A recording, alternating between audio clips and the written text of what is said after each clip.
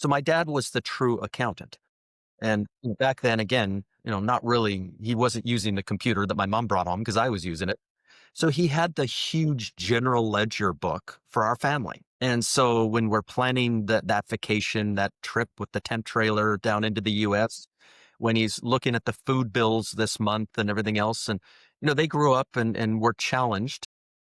They lived in a mobile home, as he went to college. And my mom used to talk about, buying all kinds of potatoes and rice to be able to eat during the entire month and stuff like that.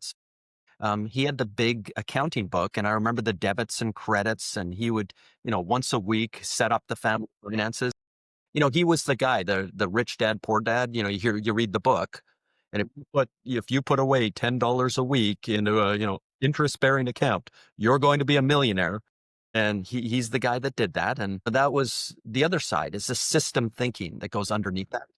I remember again when I bought the motorcycle, going into the bank, and there was a big poster. It was a little credit union, but a big poster for a small kid walking in.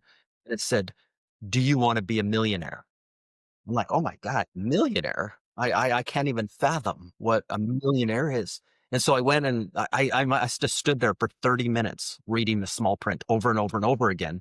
But it was just a simple back then, $50 a month into an interest. And back then, interest rates in the bank were like 10%, an easier calculation. But if you could put in $50 a month starting today, if you're, 18 years old, you're going to be a millionaire. My goodness, I'm only 15, buying this motorcycle. So the day after I bought the motorcycle, I started putting $50 a month, and I'm only 15 now. So I'm going to be more than a millionaire. I got that extra 3 years of compounding. And then I learned that, maybe I shouldn't put it in a bank account. Maybe I should have it out in mutual funds and equity accounts. Went with my dad when we were a teenager to, the biggest trader in Canada. He used to have like sessions, and we'd go in there and listen to him, and he was legendary. But I remember putting $50 a month, and then I had a computer program that said, what if I put $100 a month? What if I put 150 a month?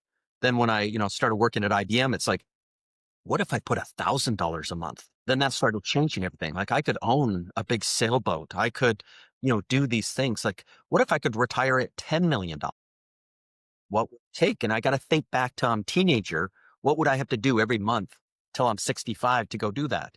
And again, that was another one of the containers in my life. And it's another blog, which is this retirement plan, is to own that sailboat brand new, is to sail across the blue ocean, is to retire with that kind of money, to drive a Ferrari and do, things and play hockey. But that was it. That was the story, which is, if I put these 5 big, hairy plans out there in the universe and track my way day by day on, computer programs to track my way, maybe that could happen.